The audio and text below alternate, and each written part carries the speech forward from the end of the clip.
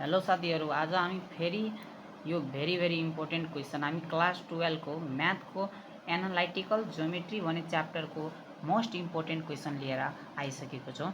अब यो क्वेसनले के भन्दैछ भने prove that the tangent to the circle X square plus Y square is equals to 169 at 5, 12 and 12, -5 are perpendicular to each other. योमा भनेको छ कि यो जुन सर्कलको इक्वेसन छ त्यो यो पोइन्ट र यो पोइन्ट दुवैसँग के छ भने परपेन्डिकुलर छ। त्यो हामीलाई के प्रमाणित गर्न भनिएको छ। अब हामी यो प्रमाणित गर्न गइरहेको छौँ अनि तपाईहरु पनि हेर्दै जानु होला कसरी प्रमाणित यो भएको छ। अब हेरौँ, हामीसँग जस्तै एउटा सर्कल छ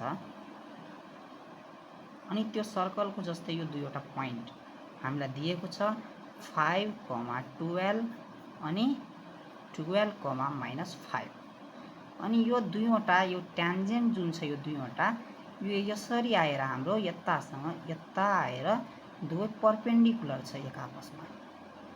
के छ, दुवै परपेन्डिकुलर छ। हामीलाई त्यही नै प्रुभ गर्न भन्दैछ। हामीले त्यही नै प्रुभ गर्न भन्दैछ। अब हामी यहाँ प्रुभ गर्न गइरहेको छौँ। अब हाम्रो हेलो इक्वेसन अफ सर्कल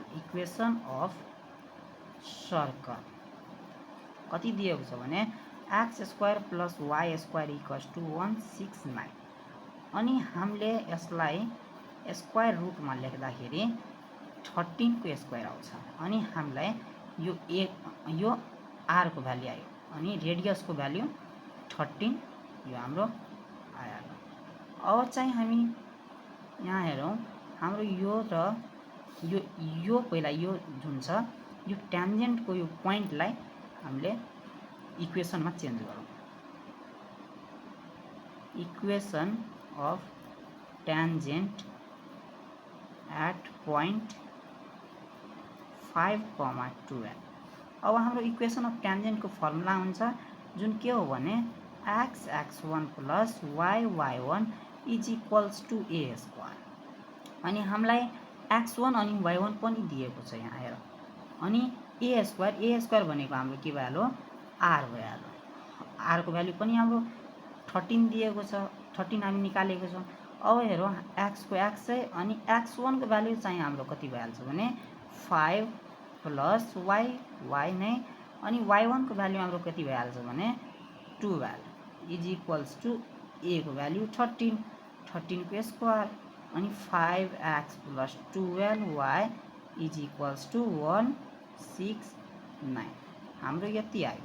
अब यसबाट हामीले m निकाल्दाखेरि m1 निकाल्दाखेरि हाम्रो m1 को फर्मुला चाहिँ के हुन्छ भने हाम्रो माइनस हुन्छ अनि हाम्रो x को कोएफिसिएन्ट अनि y को कोएफिसिएन्ट हुन्छ अनि यो चाहिँ हाम्रो m1 निस्किसक्यो। अब चाहिँ हामीले फेरि इक्वेसन अफ ट्यान्जेन्ट अर्को पोइन्ट लिँदाखेरि जस्तै 12 -5 लिँदाखेरि अब हेरौँ यता equation of tangent at point 12, -5 अनि हाम्रो यो चाहिँ इक्वेसन अफ ट्यान्जेन्ट को फर्मुला हो।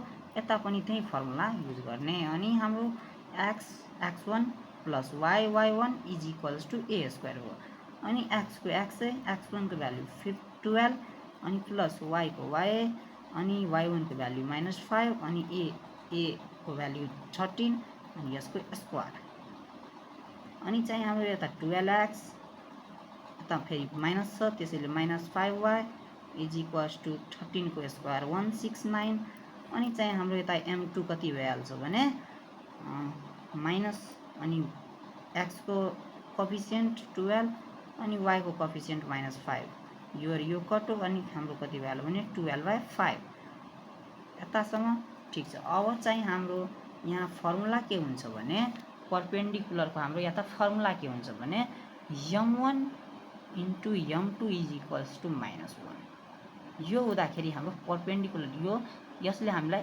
परपेन्डिकुलर हो यो दुईवटा ट्यान्जेन्ट भरेर जनाउँछ।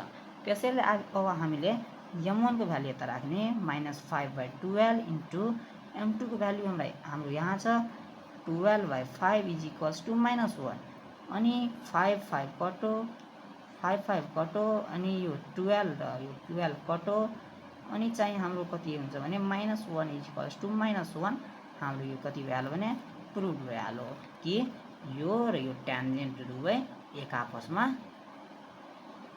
परपेन्डिकुलर छ भनेर। हामीलाई आशा छ कि